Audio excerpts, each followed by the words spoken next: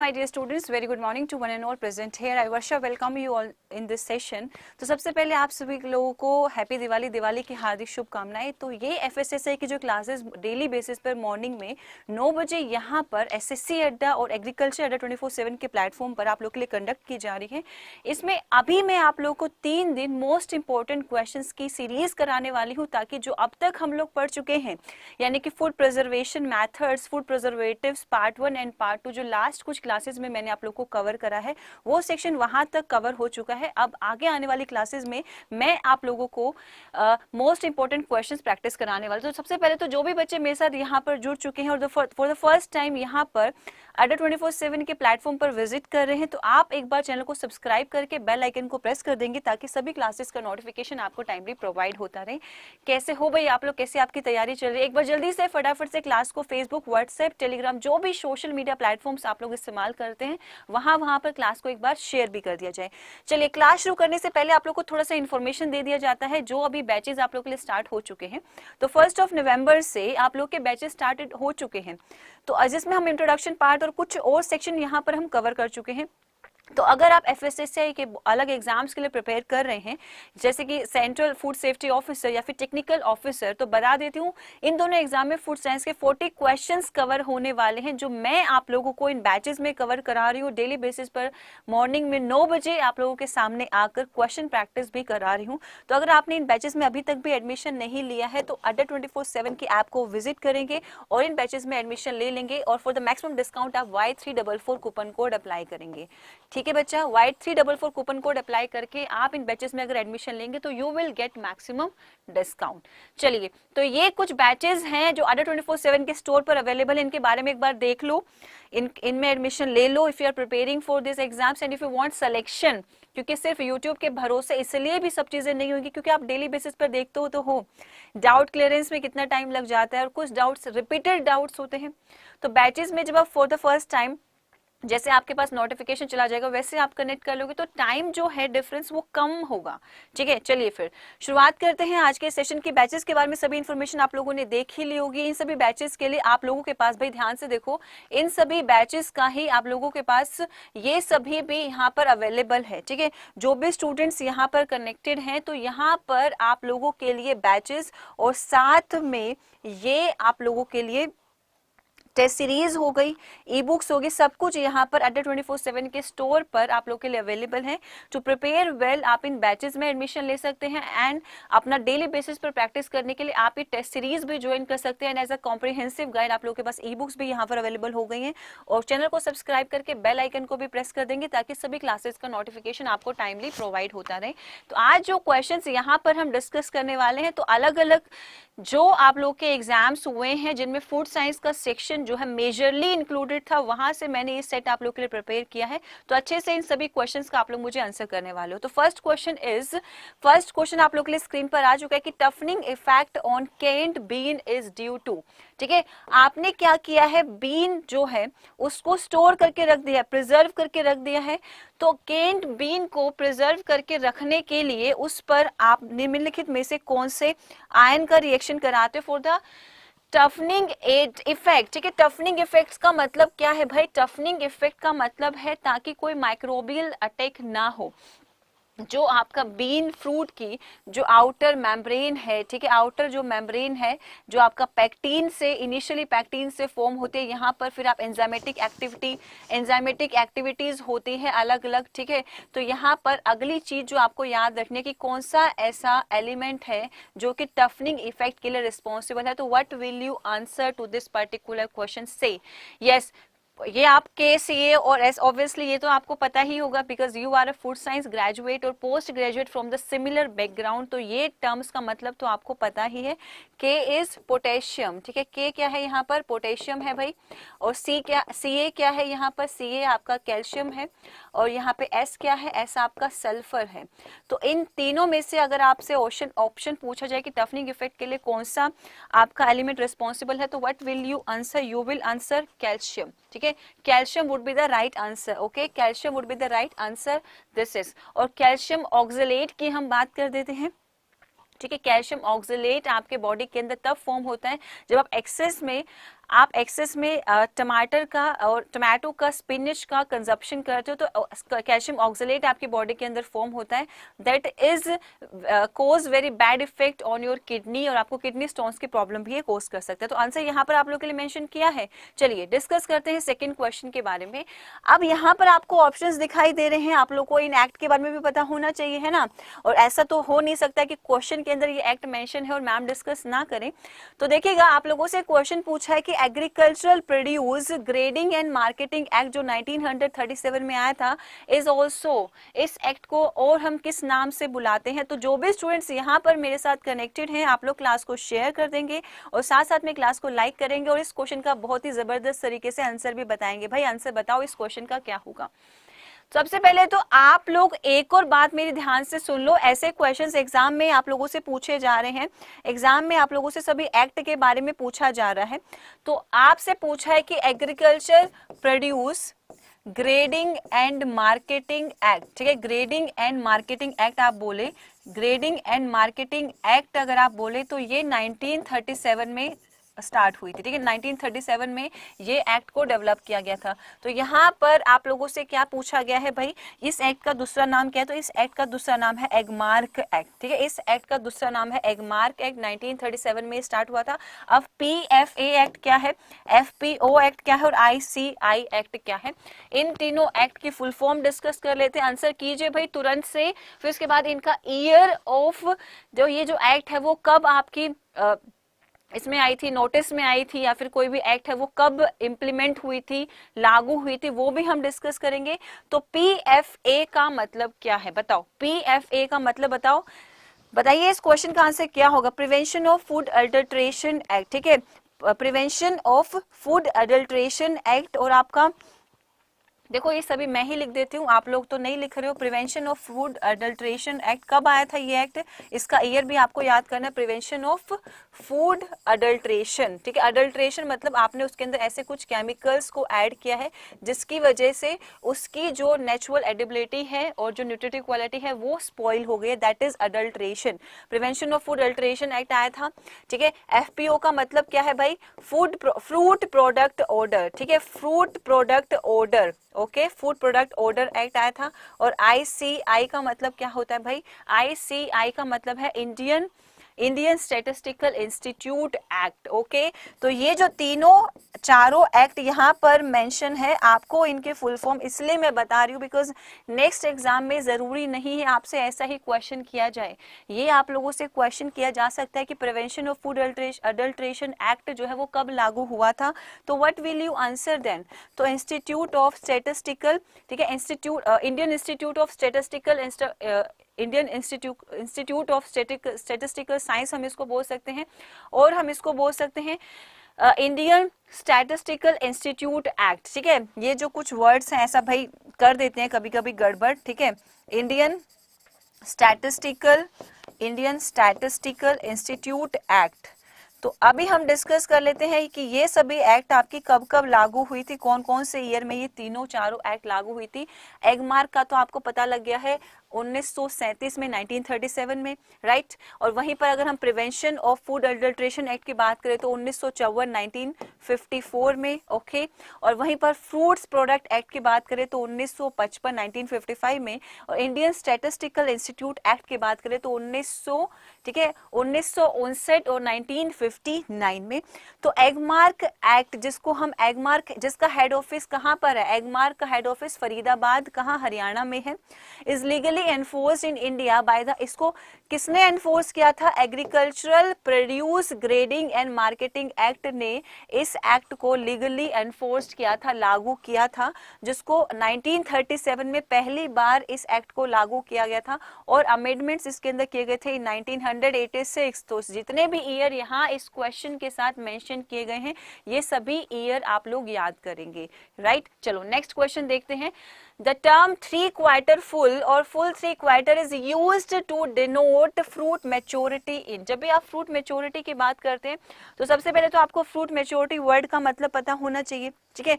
fruit maturity word का मतलब पता होना चाहिए, फिर हम बात करेंगे कि 3/4 full और full 3/4 इनमें से एक ऐसा फ्रूट है ठीक जो आपको इंस्टेंट एनर्जी प्रोवाइड करता है, इनमें से ऐसा एक फ्रूट है जो आपको इंस्टेंट एनर्जी प्रोवाइड करता है, ठीक है। इसको कंज्यूम करके तुरंत ही आपका जो कार्बोहाइड्रेट का रिक्वायरमेंट है आपके बॉडी का वो पूरा हो जाता है। कार्बोहाइड्रेट मतलब है हाइड्रेट्स ऑफ कार्बन, ठीक है, हाइड्रेट्स ऑफ कार्बन, ये वर्ड का मतलब समझ लो, क्योंकि केबीसी ने क्वेश्चन पूछा था अभी रिसेंट में ही कि कार्बोहाइड्रेट्स के 3 मेन कंपोनेंट्स क्या है। तो इसी प्रकार से सभी क्वेश्चंस हम यहाँ पर डिस्कस कर रहे हैं सो दैट आपसे एग्जाम में कैसे भी घुमा कर क्वेश्चन पूछा जाए मेरे स्टूडेंट्स तो गलत करके आने ही नहीं वाले हैं। तो द टर्म 3 क्वार्टर फुल और full 3 quarters is used to denote fruit maturity in mango, banana, tomato या फिर पाइनएप्पल। तो यू विल आंसर बनाना, ठीक है। बनाना के लिए इस पर्टिकुलर फ्रूट मेच्योरिटी का हम इस्तेमाल करते हैं। अब फ्रूट मेच्योरिटी की डेफिनेशन क्या होती है स्टूडेंट्स, देखते हैं।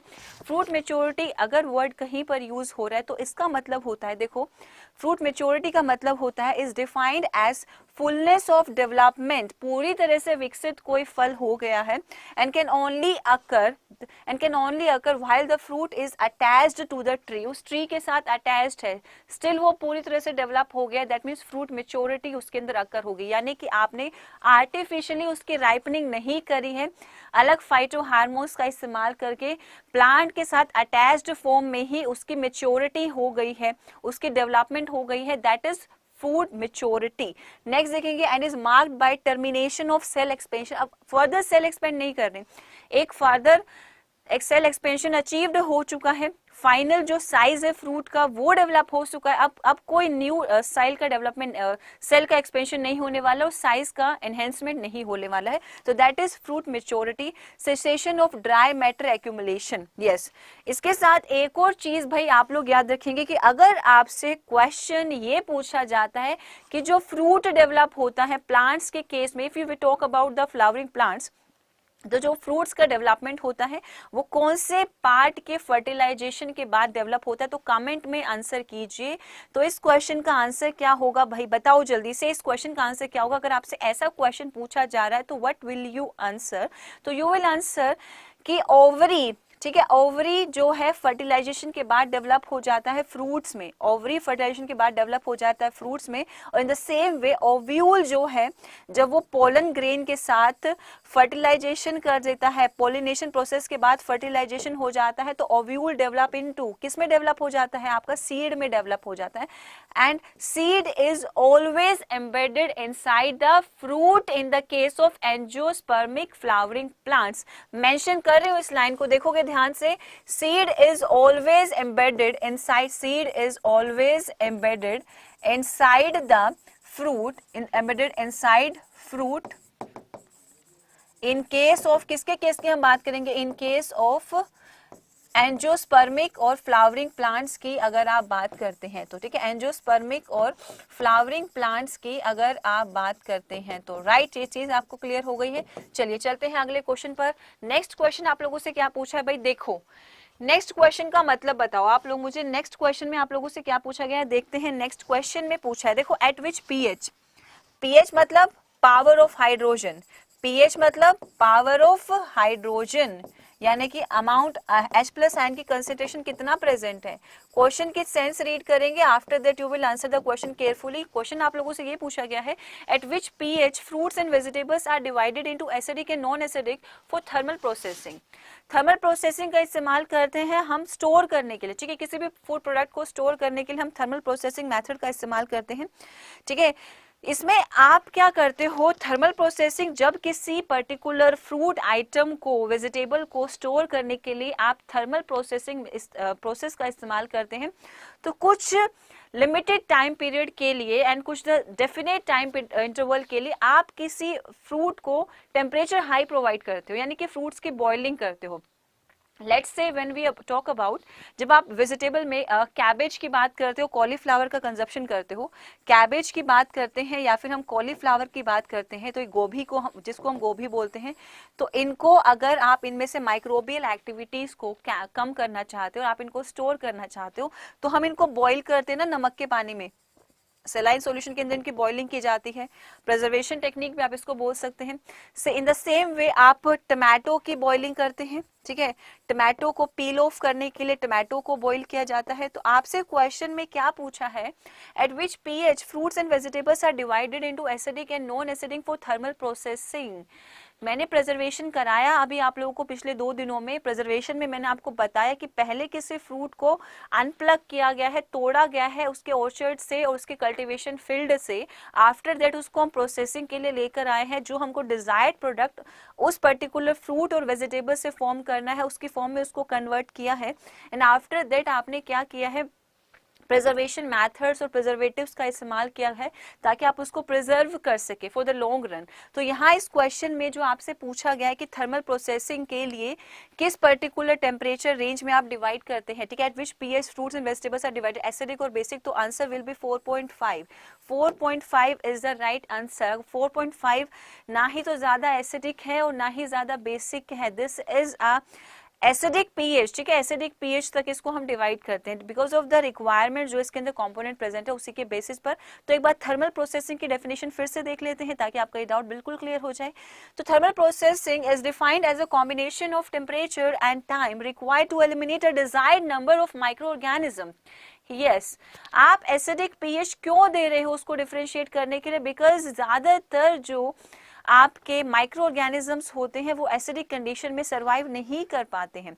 तो थर्मल प्रोसेसिंग से पहले जिस पीएच रेंज में आप उनको डिवाइड करते हैं that pH is 4.5 and this is a reason ताकि माइक्रो ऑर्गेनिजम्स उस पर ग्रो कर नहीं कर पाए। The term thermal refers to process involving heat, और हीट मीन्स टू से आप उसको टेम्परेचर बूस्ट अप कीजिए या फिर आप उसको ऐसे चैम्बर में रख दीजिए जहां पर आपने टेम्परेचर हाई प्रोवाइड किया हुआ है। तो ये सब चीजें हैं, राइट, ये सब चीजें आप लोग को क्लियर हो चुकी हैं। चलो नेक्स्ट यहाँ पर डिस्कस करते हैं, heat food is an effective way to preserving. Yes, ये तो आपको पता ही है, इसके बारे में तो हम प्रिजर्वेशन वाले चैप्टर में डिस्कस कर ही चुके हैं पिछले कुछ दिनों से।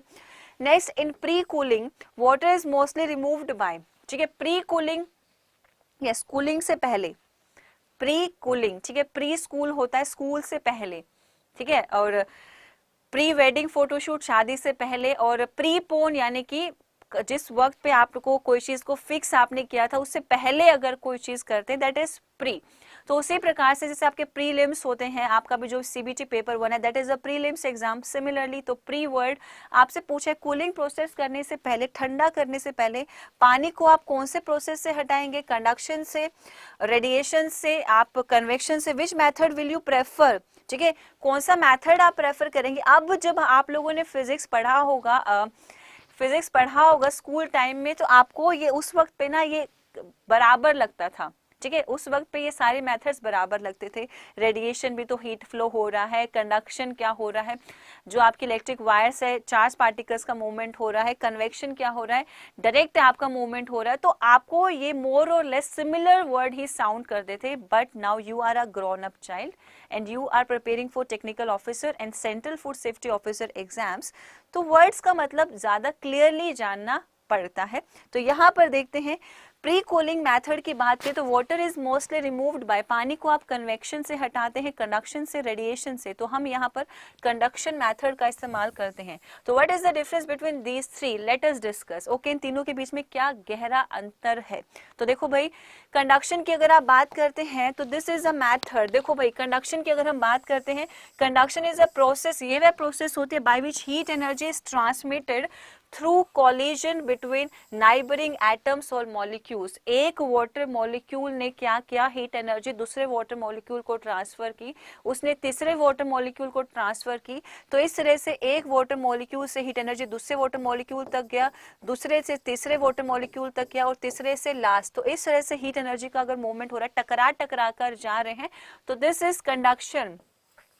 ओके, कन्वेक्शन की अगर आप बात करें और कन्वेक्टिव हीट ट्रांसफर की बात करें, transfer of heat from one place to another due to the movement of fluid, ठीक है, फ्लूइड जो है, तरल पदार्थ जो है वो भी साथ साथ बह रहा है, और जब वो साथ साथ बह रहा है तो एक जगह से दूसरे जगह तक एनर्जी का और हीट का वो ट्रांसफर कर रहा है, ठीक है, बह के अपने साथ लेकर जाके इसमें वो ट्रांसफर कर रहा है, आगे आगे ट्रांसफर कर रहा है। जब वो आगे आगे ट्रांसफर करता है तो law of conservation of energy ये कहता है कि energy can neither be created, energy can neither be destroyed, but can be converted from one form to another form. और जब एक एनर्जी की फॉर्म दूसरे एनर्जी की फॉर्म में ट्रांसफर होती है तो मोर और लेस वो अपने आप ही रास्ते में हीट की फॉर्म में लॉस होते हुए चलती है। तो इस तरह से प्री कूलिंग मैथड में हीट का लॉस हो जाता है और वाटर जो है रिमूव आउट हो जाता है। हमें प्री कूलिंग क्यों करना है? ताकि हम माइक्रो ऑर्गेनिज्म की ग्रोथ को वहां से प्रिवेंट कर सके, मॉइस्चर कंटेंट को उस पर्टिकुलर फूड आइटम में से रिड्यूस कर सके ताकि कोई माइक्रोबियल एक्टिविटी वहां पर एग्जिस्ट ही ना करे, है ना। तो ये मेथड और इस वाले मेथड में ये डिफरेंस है, खास डिफरेंस है। Is that point is clear to you? Say yes और नो कमेंट सेक्शन में मेंशन करके बताओ कि यहाँ तक की सारी चीजें आप लोग को क्लियर हो चुकी है ताकि हम आगे मूव कर सके विदाउट एनी डाउट और without any problem. Okay, let's move.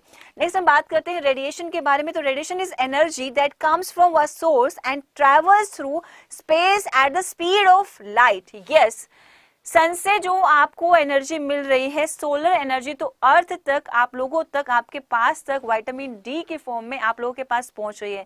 Let me clear one thing, इसके साथ क्लियर करना है दूसरा थिंग। विटामिन डी आपको क्या सन से मिल रहा है? नो, विटामिन डी आपके बॉडी के अंदर फॉर्म हो रहा है। Solar energy just act as an activating agent. ये वो एक एक्टिवेटिंग एजेंट है जो आपको सोलर एनर्जी से और सनलाइट से, ठीक है, जो सोलर एनर्जी होती है वो विटामिन डी को एक्टिवेट करने का कार्य करती है। ठीक है, विटामिन डी आपका पता ही फिर आपके बोन्स के लिए इंपॉर्टेंट है, आपके टीथ एनिमल के लिए रिक्वायर्ड है। तो आगे वाली चीजें तो आप लोगों को क्लियर है ही। चलो, यहाँ रेडिएशन का मतलब होता है एनर्जी का, हीट का ट्रांसफर होना एक दूर दराज वाले सोर्स से स्पीड ऑफ लाइट की फॉर्म में हमारे तक, टारगेटेड ऑर्गेनिज्म तक। राइट, ये पॉइंट क्लियर हो गया है। Let's move to the next point. चलो, नेक्स्ट हम डिस्कस करते हैं about, let us discuss about the next question. What is the next question? Albinism. Yes, albinism का मतलब क्या होता है? बताओ भाई, जल्दी से इस क्वेश्चन का आंसर करो भाई। ये सभी क्वेश्चंस अभी देखो कुछ दिन से थियरी कर रहे थे and you people are like कि हाँ मैम बहुत ज्यादा हो जाता है, तो इसलिए मैं अभी 3 दिन आप लोग को क्वेश्चन प्रैक्टिस कराने वाली हूँ, ठीक है, ताकि आप लोग के सारे डाउट्स बिल्कुल क्लियर हो जाएं। तो give me answer to the particular question. Albinism क्या है? एल्बिनिज्म एक इंपॉर्टेंट फिजियोलॉजिकल डिसऑर्डर है। किस में होता है? प्लम में, पीच में, स्ट्रॉबेरी में या फिर चेरी में? बताओ भाई। प्लम, पीच, स्ट्रॉबेरी और चेरी, चारों फ्रूट्स के नाम सुने हैं। अभी आज एक इस सेक्शन के अंदर एक क्वेश्चन ऐसा भी है, ठीक है, ये एक डिसऑर्डर है, ह्यूमन के अंदर भी ये डिसऑर्डर होता है, ठीक है। This disorder is also found in human और एनिमल्स, ठीक है। आपके स्किन का जो कलर है वो डिसफिगर होने लग जाता है, सो डिसकलर होने लग जाता है। जो नॉर्मल आपका स्किन टेक्सचर है, कलर है, वो आपका चेंज होने लग जाता है। तो this particular physiological disorder is known as albinism. तो whenever we talk about humans, whenever we talk about animals, तो ये डिफरेंट है, डेफिनेशन इज द सेम, ठीक है। अलग एजेंट्स की वजह से प्रॉब्लम कैरी आउट हो रही है, आपको एक्सेस में सनलाइट मिल रहा है, आप ऐसा कंजप्शन कर रहे हो कुछ ऐसे प्रोडक्ट्स का, तो ये आपको प्रॉब्लम कॉज कर सकता है। तो वहीं पर जब आप बात करते हैं फ्रूट्स के केस में, तो निम्नलिखित में से कौन सा फ्रूट है जिसके अंदर एल्बिनिज्म यानी कि डिसकलरेशन ऑफ फ्रूट? एल्बिनिज्म का मतलब होता है this is a physiological disorder in which what will happen, discolouration of fruit occur, ठीक है, डिसकलरेशन ऑफ फ्रूट अकर। ये डेफिनेशन समझ में आई? से यस और नो? फ्रूट अकर। भाई जो बच्चे यहाँ पर कनेक्टेड है, अजीत, विजय, सोनी, और जो बच्चे यहाँ पर कनेक्टेड है, भाई आंसर बता दो। देखो आप लोग के तो मुझे नाम भी याद हो गए अब, है ना। रेगुलर स्टूडेंट्स हैं, अमन, अमित। अभी आप बोलोगे कि मैम मेरा नाम नहीं लिया, मेरा नाम नहीं लिया, ठीक है। तो I am reading your comments, but जिसका नाम अभी मुझे दिखा तो मैंने नाम ले दिया। तो डोंट बी वरी, आप सभी अच्छे स्टूडेंट्स हैं एंड आई वांट दैट कि दिवाली सिलेक्शन वाली, इस दिवाली पे आप सिलेक्शन लेकर जाएं और अपनी प्रिपरेशन जो आपने इतना समय से इतनी ज्यादा मेहनत करके की है वो रिजल्ट लाए और रंग लेकर आए, आपकी जिंदगी में खुशियां भरे। प्रोडक्शन ऑफ कलरलेस फ्रूट्स, ठीक है, डिसकलरेशन ऑफ फ्रूट्स कह सकते हैं या फिर कलरलेस फ्रूट्स कह सकते हैं। स्ट्रॉबेरी के केस में ऐसा होता है। नेक्स्ट क्वेश्चन ये रहा आप लोग के पास स्क्रीन पर। Calliper grade is a maturity measurement for. Maturity की हम बात कर चुके थे, ठीक है, मैच्योरिटी की हम बात कर चुके थे। मैच्योरिटी क्या है? डेवलपमेंट ऑफ फ्रूट्स, फ्रूट्स का डेवलपमेंट हो जाना, सेल जो एक्सपेंशन है वो एक पॉइंट के बाद थम जाना, और साथ में जो मॉइस्चर कंटेंट एक लेवल तक, स्टैंडर्ड तक डेवलप होना था वो हो जाना। उसके बाद आपका फ्रूट मैच्योर हो जाता है। फ्रूट किससे डेवलप होता है? तो फ्रूट आपका डेवलप होता है भाई किससे? फ्रूट इज डेवलप्ड विद आपका फर्टिलाइज्ड ओवरी, यस, ये पॉइंट क्लियर है। अब देखो यहाँ पर calliper grade is a maturity measurement for किसके लिए, एप्पल के लिए, मैंगो के लिए, बनाना के लिए या फिर पाइनएप्पल के लिए। तो बनाना इज अ राइट आंसर। ठीक है, हम लोगों ने वर्नियर कैलिपर इंस्ट्रूमेंट्स का हम इस्तेमाल करते हैं टू मेजर द थिकनेस, तो इसी तरह से कैलिपर ग्रेड्स का भी इस्तेमाल किया जाता है मेच्योरिटी मेजरमेंट्स के लिए कि ये जो पर्टिकुलर फ्रूट है ये उस स्टेज तक अटेन कर चुका है कि हम इसको अब हार्वेस्ट कर सकते हैं, हम इसको अब अनप्लग कर सकते हैं और इसको स्टोर कर सकते हैं या फिर इसको हम कंज्यूम कर सकते हैं। अब एक ही बात यहाँ पर मैं आपको बता देती हूँ, स्टूडेंट्स जो अभी बैंक ऑफ महाराष्ट्र का एग्जाम देकर आए थे, कब देकर आए थे, आपका आई थिंक संडे को एग्जाम था। ठीक है, संडे को, लास्ट संडे को एग्जाम था, अभी जो गया है 31 अक्टूबर को। तो मैंने और संदीप सर ने आप लोग के लिए एनालिसिस भी कंडक्ट करा था जो आप लोग के लिए यहाँ पर अवेलेबल भी है। हम लोगों ने करीबन 30+ क्वेश्चंस कवर किए थे।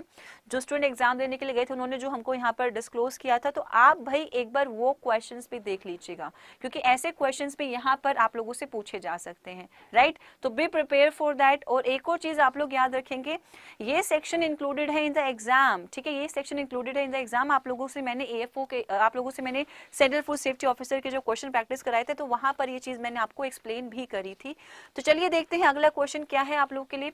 Next question is formation of abscission layer is maturity index of. Yes, बताओ भाई इस क्वेश्चन का आंसर क्या होगा। Formation of abscission layer is maturity index of, किसका मैच्योरिटी इंडेक्स होता है जिसमें एब्सिशन लेयर फॉर्म हो जाती है। What is the meaning of abscission? ठीक है, what is the meaning of abscission? हमने प्लांट हार्मोन्स के बारे में डिस्कस करना होता है, हम प्लांट हार्मोन्स के बारे में स्टडी करते हैं। तो मेजर जो प्लांट हार्मोन्स है, देखो भाई फूड साइंस के सेक्शन के अंदर ये कहाँ पर प्लांट हार्मोन्स की एक्टिविटी को जब वो थम जाती हैं, जब आप राइपनिंग जो एजेंट है आपका जो इथाइलिन हार्मोन है उसकी एक्टिविटी को आप थमा देते हो, तब आपका फ्रूट जो है वो आप उसको प्रिजर्व कर सकते हो। तो वही के लिए आपको ऐसे क्वेश्चंस का आंसर करना भी आना चाहिए। तो देखो भाई एब्सिशन लेयर कब फॉर्म होता है? एब्सिशन लेयर तब फॉर्म होता है जब आपका ऑक्सिन हार्मोन का कंसेंट्रेशन में डिक्रीज हो जाता है, decrease in the concentration of auxin hormone. ठीक है, ऑक्सिन हार्मोन की कंसेंट्रेशन में डिक्रीज हो जाता है तो it will lead to the formation of abscission layer. Abscission layer का फॉर्मेशन हो जाएगा। अब ऑक्सिन हार्मोन की कंसेंट्रेशन में अगर डिक्रीज हो जाएगा, इसकी मात्रा अगर कम हो जाएगी, तो व्हाट विल हैपन, जो आपका जो सेल का ग्रोथ हो रहा था, ठीक है, सेल का डेवलपमेंट हो रहा था, कोशिकाओं का डेवलपमेंट हो रहा था, सेल का एलोंगेशन हो रहा था, सेल का मैचुरेशन हो रहा था, all these process will be stop. ठीक है, ये सभी प्रोसेसेस जो है रुक जाएंगी, थम जाएंगी। तो देखेंगे formation of abscission layer is maturity index. Yes, अभी जैसे हम मैच्योरिटी इंडेक्स अलग अलग फ्रूट्स का, अलग अलग वेजिटेबल्स का मैच्योरिटी को डेवलप करने के लिए हम अलग अलग इंडेक्सेस का इस्तेमाल करते हैं। लेट्स से कैलिपर ग्रेड का हम इस्तेमाल करते हैं बनाना के लिए, और अब यहाँ पर फॉर्मेशन ऑफ एब्सिशन लेयर का हम इस्तेमाल करते हैं मेलन्स के लिए। ठीक है, वाटर मेलन्स की हम बात करते हैं, मस्क मेलन की हम बात करते हैं। तो अलग अलग फ्रूट्स के लिए अलग अलग मैच्योरिटी इंडेक्स है, राइट। चलो नेक्स्ट क्वेश्चन है आप लोग का, what is the maturity index for avocado? Avocado के लिए मैच्योरिटी इंडेक्स क्या है? एवोकाडो का दूसरा नाम बताओ भाई जल्दी से। स्टूडेंट जो इस सेक्शन के साथ कनेक्टेड है, give me answer to the question कि एवोकाडो का दूसरा नाम क्या है और एवोकाडो के लिए हम किस मैच्योरिटी इंडेक्स का इस्तेमाल करते हैं। यस, और हम एवोकाडो का किस लिए इस्तेमाल करते हैं? देखो भाई मैच्योरिटी इंडेक्स कंसेप्ट पूरा डिटेल में, ठीक है, पूरा डिटेल में आप लोगों को जो बच्चों ने जो लाइव बैचेस में एडमिशन लिया उनको तो पढ़ाया ही जाएगा। और साथ में एक चीज आप नोट कर लीजिएगा, यूट्यूब पर हल्का फुल्का मतलब ब्रीफ में डिस्कशन में यहाँ पर भी आप लोगों के सामने मैच्योरिटी इंडेक्स के बारे में और जो फैक्टर्स जिन पर मैच्योरिटी इंडेक्स डिपेंड करता है और किस पर्टिकुलर फ्रूट के मैच्योरिटी को डेवलप करने के लिए, सॉरी मैच्योरिटी को मेजर करने के लिए हम पर्टिकुलर किस आप इंडेक्स का इस्तेमाल करते हैं, ये सभी डिस्कशन भी हम करने वाले हैं in the coming sections. Okay, तो रेगुलरली 9 बजे एसएससी अड्डा एंड एग्रीकल्चर अड्डा 24/7 के प्लेटफॉर्म पर जो आपकी क्लासेस हो रही हैं वो क्लासेस आप जरूर अटेंड करें। और स्टूडेंट्स इस क्वेश्चन का आंसर बता दो क्या होगा। इस क्वेश्चन में जो आप लोगों से पूछा है कि मैच्योरिटी इंडेक्स एवोकाडो के केस में क्या होता है, पहले तो यहाँ पर आप लिख देंगे इसको एलिगेटर पियर बोला जाता है। This is the second name for avocado fruit. Okay, और इसका मैच्योरिटी इंडेक्स होता है ऑयल कंटेंट। इसके अंदर जो ऑयल कंटेंट है वो उस परिपक्व मात्रा में डेवलप हो जाता है। Now the fruit is mature. Melons के लिए हमने अलग मेच्योरिटी इंडेक्स का इस्तेमाल किया, बनाना के लिए अलग कैलिपर ग्रेड का इस्तेमाल किया, तो इसलिए सिमिलरली ऑयल कंटेंट का इस्तेमाल करेंगे एवोकाडो के लिए। अब एवोकाडो फ्रूट का इस्तेमाल किस लिए होता है, देखो वाटरमेलन्स आपको रिहाइड्रेट करने के लिए आप उनका कंजप्शन करते हो, केला बनाना का कंजप्शन आप इंस्टेंट एनर्जी प्रोवाइड करने के लिए करते हो, एवोकाडो का कंजप्शन मेडिसिनल यूजेस भी हैं, ऑयल कंटेंट इसके अंदर काफी ज्यादा पाया जाता है। जब ऑयल कंटेंट इसके अंदर प्रॉपर फॉर्म हो जाता है, now the fruit is mature to be harvest now. तो इसमें हम बात करते हैं फ्रूट्स, लीव्स और seeds are sometimes used to make medicine को बनाने के लिए इस्तेमाल करते हैं। Avocado is used for high cholesterol, psoriasis, arthritis, sexual desire and obesity. ठीक है, इन सभी का अगर किसी पर्सन के अंदर कोलेस्ट्रॉल लेवल बढ़ गया है, ठीक है, सोरियोसिस की प्रॉब्लम हो गई, एर्थराइटिस की प्रॉब्लम हो गई है, या फिर सेक्सुअल डिजायर डेवलप नहीं हो रही, ऑब्सेसिटी की प्रॉब्लम हो गई है, तो इन दैट केसेस एवोकाडो के फ्रूट का कंजप्शन किया जाता है ताकि उस सभी प्रॉब्लम से छुटकारा पा सके। और आप लोग एक चीज मैंने यहाँ पता है क्यों मेंशन किया, ये TSS का फुल फॉर्म, एक मतलब कभी कभी ऐसा होता है कि आपको तुरंत कमेंट याद नहीं आता क्योंकि वो बच्चा उस दिन उस क्लास में प्रेजेंट नहीं होता है ना, तो इसलिए मैंने आज आपको इस क्वेश्चन का आंसर कर दिया है कि आप लोग जो पूछ रहे थे एक दिन कि मैम TSS का फुल फॉर्म बता दो, जब मैंने बात करा था आई थिंक किसकी बात कर रहे थे हम, कुछ फ्रूट्स की बात कर रहे थे ना कि इसमें कितना वेजिटेबल्स के लिए और आपका फ्रूट्स जैम जेलीज को बनाने के लिए कितना TSS होना चाहिए, तो TSS की फुल फॉर्म होता है टोटल सॉल्युबल सॉलिड्स। ठीक है, टोटल सॉल्युबल सॉलिड्स कितना प्रेजेंट है एक पर्टिकुलर फ्रूट के अंदर और वेजिटेबल के अंदर, जिसके बारे में हम बात कर रहे हैं, राइट। चलो नेक्स्ट देखते हैं क्वेश्चन क्या है आप लोग के पास स्क्रीन पर। As fruit matures specific gravity will, जब कोई फ्रूट मैच्योर हो जाता है तो उसकी स्पेसिफिक ग्रेविटी पे क्या फर्क पड़ता है, एंड स्पेसिफिक ग्रेविटी को मेजर करने के लिए हम किस इंस्ट्रूमेंट का इस्तेमाल करते हैं, बताइए students. Yes, give the right answer to the particular question. Specific gravity को मेजर करने के लिए हम किस इंस्ट्रूमेंट का इस्तेमाल करते हैं, यस बताइए। देखो स्पेसिफिक ग्रेविटी में कंफ्यूजन पता है सबसे ज्यादा क्यों होता है, what is the reason of the confusion, वो कंफ्यूजन का रीजन ये है कि स्पेसिफिक ग्रेविटी को मेजर करने के लिए कोई स्पेक्ट्रोमीटर या फिर आपका स्पेसिफिको ग्रेवोमीटर, नो ऐसा कोई इंस्ट्रूमेंट नहीं होता। अगर आप स्पेसिफिक ग्रेविटी की बात करते हैं तो स्पेसिफिक ग्रेविटी को मेजर करने के लिए जिस इंस्ट्रूमेंट का हम इस्तेमाल करते हैं दैट इज हाइड्रोमीटर। शॉक्ड और नोट, बताओ शॉक हो गए ना। स्पेसिफिक ग्रेविटी जब आप मेजर करते हो किसी भी फ्रूट की तो it is measured with respect to the density of water. तो स्पेसिफिक ग्रेविटी को मेजर करने का फॉर्मूला क्या होता है, specific gravity is equal to density of fruit, fruit की density with respect to water, density of water. ठीक है, डेंसिटी ऑफ वाटर, किसी फ्रूट के अंदर कितना वाटर प्रेजेंट है और वाटर की डेंसिटी क्या है, तो that is the specific gravity. तो अगर कोई फ्रूट मैच्योर हो चुका है तो उसकी स्पेसिफिक ग्रेविटी बढ़ेगा, घटेगा, बराबर रहेगा, या फिर कोई आंसर नहीं है तो it's specific gravity will increase. Okay, this would be the right answer. तो अगर आपसे क्वेश्चन पूछा जाता है कि मैम ये तो रिलेटिव डेंसिटी ऑफ वाटर की बात हो गई ना किसी भी पर्टिकुलर सब्सटेंस के रिस्पेक्ट में, तो भाई एक चीज नोट कर लेंगे, hydrometer is an instrument which is used to, hydrometer is an instrument which is used to measure the specific gravity. इसको आप स्पेसिफिक ग्रेविटी को मापने के लिए इस्तेमाल कर रहे हैं, and in the same way it is also used to measure the relative density of water. Okay, relative density of water को मेजर करने के लिए भी हम इसी इंस्ट्रूमेंट का इस्तेमाल करते हैं, दैट इज हाइड्रोमीटर, राइट और नोट। यस, क्लियर, ये सारा पॉइंट क्लियर हो चुका है। चलिए चलते हैं अगले क्वेश्चन की तरफ। चलिए अगला क्वेश्चन ये रहा आप लोग के पास स्क्रीन पर, solidity is the maturity index for, yes right. ठीक है, अब शब्दों का मतलब समझना सीख जाओ। जब आपका बात करें एब्सिशन लेयर के फॉर्मेशन के, यानी कि ऑक्सीजन का कंसेंट्रेशन घट गया, ठीक है, अभी पीछे जो बात किया ऑयल कंटेंट का कंसेंट्रेशन बढ़ गया, अब सॉलिडिटी, ठीक है, सॉलिडिफाई हो रहा है, सॉलिडिफाई हो रहा है यानी कि मॉइस्चर कंटेंट कम हो रहा है। ठीक है, तो निम्नलिखित में से वह कौन सा आपका ऑप्शन है जिसके अगर आप मैच्योरिटी को मेजर करना चाहते हो तो सॉलिडिटी एज अ पैरामीटर इस्तेमाल किया जाता है। तो लीफी वेजिटेबल्स के केसेस में, ठीक है, जो ग्रीन लीफी वेजिटेबल्स होते हैं उनके मैच्योरिटी इंडेक्स को मेजर करने के लिए हम सॉलिडिटी को एज अ पैरामीटर कंसिडर करते हैं, राइट। यहाँ तक का पॉइंट क्लियर है आप लोगों को, चलो यहाँ तक का पॉइंट क्लियर है, से यस और नो। और स्टूडेंट जो यहाँ पर इस क्लास में अटेंड अभी एक्टिव हैं और जिन्होंने भी अभी तक क्लास को लाइक नहीं करा है, क्लास को लाइक कर दो भाई तुरंत से। और अभी 3 दिन आई थिंक मैं आप लोग को यही जो आप लोग के क्वेरीज रहते थे, क्योंकि मैं कुछ समय से आप लोग को थियोरी सेक्शन करा रही थी यहाँ यूट्यूब पर, एंड आप लोग बोल रहे थे कि मैम अभी यहाँ पे भी थियरी कराओगे, बैचेस में भी थियरी कराओगे, तो फिर क्वेश्चन कब कराओगे? तो कोशिश ये रहेगी कि मैं आपको टॉपिक स्पेसिफाइड अभी दोबारा से हम कंटिन्यू कर दें अपना क्वेश्चन सेक्शन, ठीक है? तो for that today is your session of most expected questions, okay? चलो, most important and most expected questions we are discussing here. Next question क्या है भाई? Which of the following plant hormone is considered as ripen?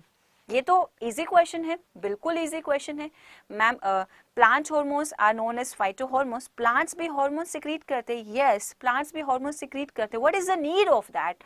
अपने आप को environmental stress से prepare करने के लिए, अपनी जो सेल ग्रोथ है उसको मेंटेन करने के लिए, अपना मेटाबॉलिज्म प्रॉपर्ली कैरी आउट करने के लिए, अपना रिप्रोडक्टिव सिस्टम को प्रॉपर्ली कैरी आउट करने के लिए, सेल की ग्रोथ एंड रीजनरेशन के लिए, पूरा मैच्योर प्लांट फॉर्मेशन के लिए plant also secrete hormones.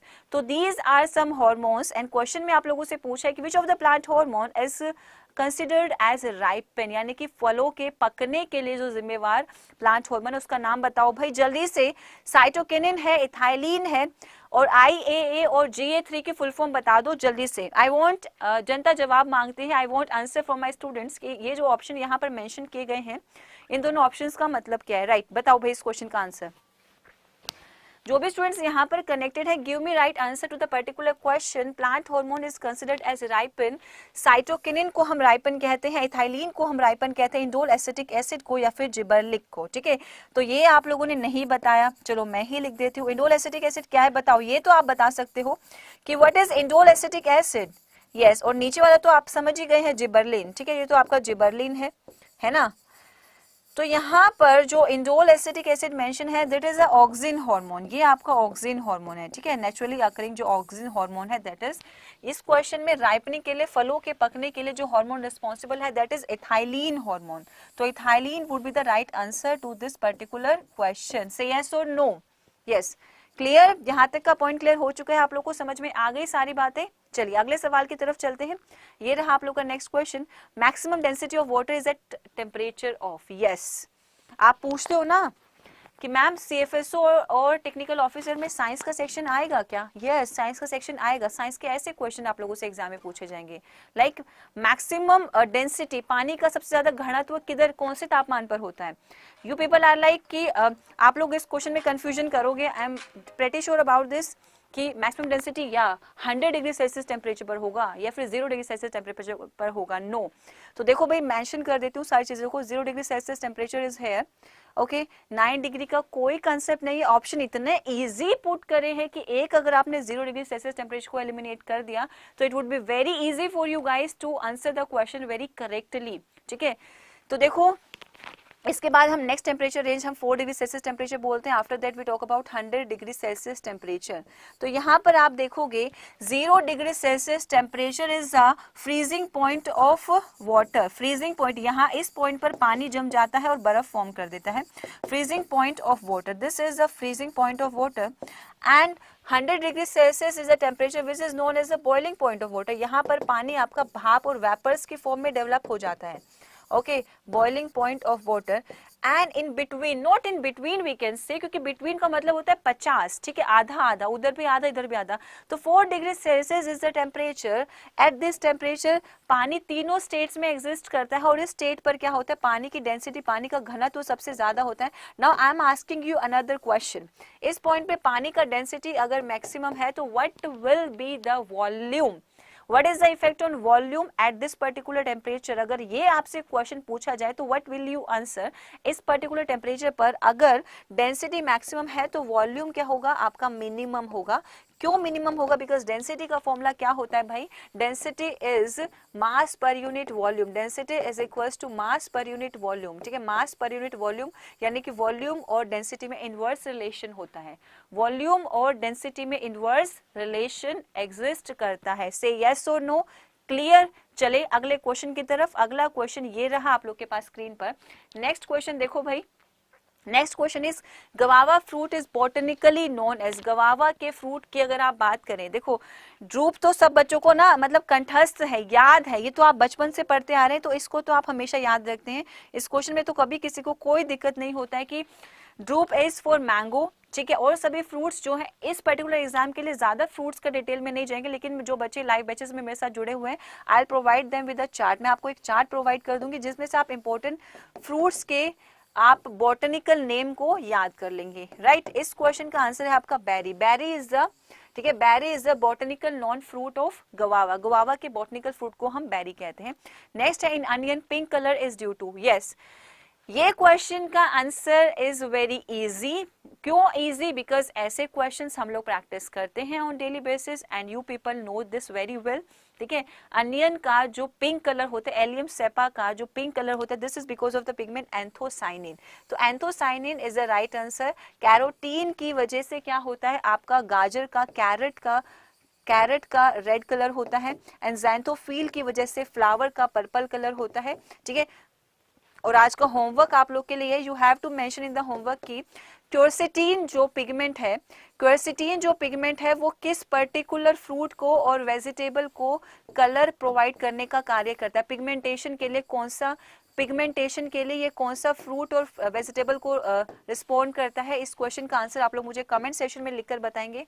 And in the end I just want you to know कि भाई आपका 1 तारीख से बैचेस स्टार्ट हो गए हैं, क्लासेस स्टार्ट हुई हैं अभी, ठीक है, क्लासेस आप लोग के स्टार्ट हो चुकी हैं। तो अगर आपने इन बैचेस में अभी इनरोल नहीं हुआ, अभी सिर्फ 2 ही क्लासेस हुई हैं, फूड साइंस के और अदर सब्जेक्ट्स की भी अभी कम ही क्लासेस हुई, तो अभी भी आप इन बैचेस में एडमिशन ले सकते हैं। बैचेस में एडमिशन लेते टाइम अगर आप Y344 कूपन कोड अप्लाई करेंगे तो you will get maximum discount, ठीक है। तो अपने प्रिपरेशन को बेहतर तरीके से करने के लिए आप इन बैचेस में एडमिशन ले लीजिए। फूड साइंस का मेजर पोर्शन है जो मैं यहाँ बैचेस में भी कवर कर रही हूँ। डेली आप लोग वो से 9 बजे यहाँ पर एसएससी अड्डा एंड एग्रीकल्चर अड्डा 24/7 के प्लेटफॉर्म पर मिलती हूँ ताकि आप लोगों के साथ क्वेश्चन डिस्कस कर सके।